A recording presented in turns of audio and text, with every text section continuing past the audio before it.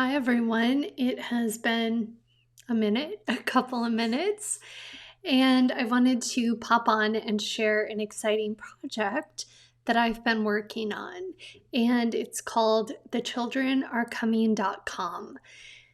The reality is, we are hearing from so many advocates, this space has become very, very busy, and that's a great thing. People have a lot of support.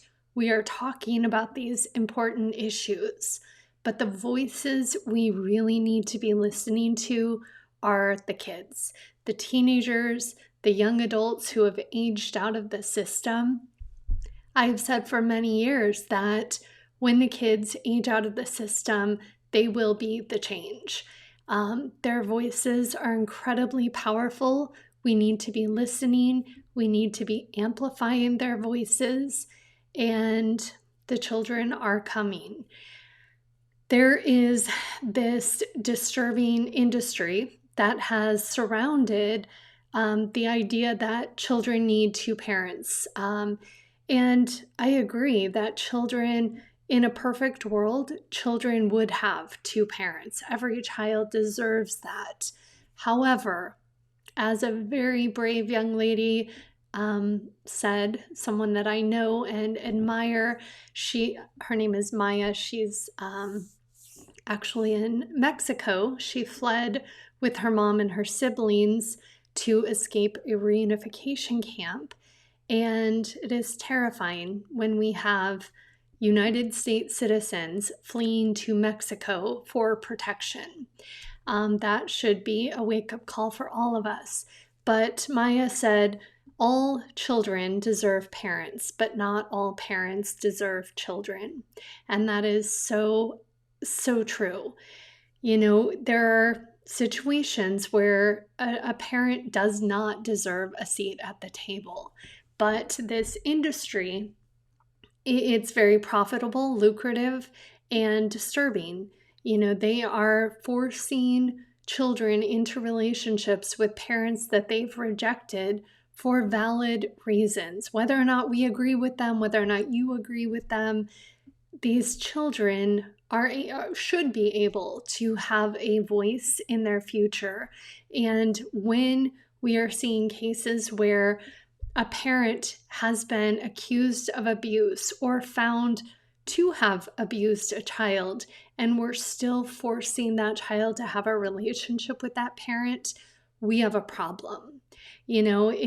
I've never seen a situation where a teenager is forced into a relationship with a parent and there is a good outcome.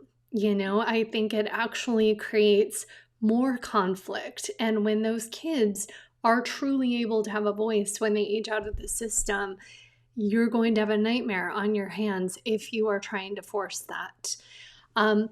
So our goal in starting this new movement is to start hearing from the kids, the teenagers who feel that they're not being heard, that, maybe their protective or safe parent is being accused of alienation, the go-to legal strategy of abusers. Or, for whatever reason, they are not being listened to. You have professionals who are circling around like vultures, forcing them into reunification treatments, reunification therapy, and worst case scenario, reunification camps. We want to hear from these kids. We want to hear from the young adults who have experienced this nightmare and survived it. We want to know, who are the professionals who didn't listen to you, who failed you? Who did you go and talk to and disclose the abuse to? And what did they do about it? So we're inviting kids to go to thechildrenAreComing.com. We also have social media set up on all platforms. ThechildrenAreComing.com, that's the hashtag we are using, alongside of the hashtag the whole world is watching, because that's our goal. We are going to elevate these children's stories until the whole world is listening, including the media. So I hope you will join me if you know of a ideally 16, 17, 18-year-old or young adult who wants their story to be told, feel free to submit it at the website, thechildrenarecoming.com. Thank you so much.